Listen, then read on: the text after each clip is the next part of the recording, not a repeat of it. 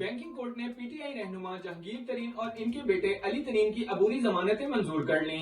Lahore banking court نے جہانگیر ترین اور علی ترین کی 5-5 لاکھ روپے کی ضمانتی مچلقوں کے عوض عبوری ضمانت کی درخواست منظور کی۔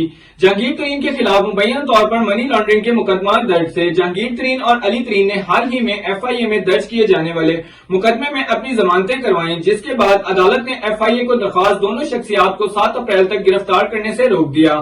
بینکنگ کورٹ نے آئندہ سماعت پر وفاقی تعیناتی ادارے سے تمام ریکارڈ طلب کر لیا۔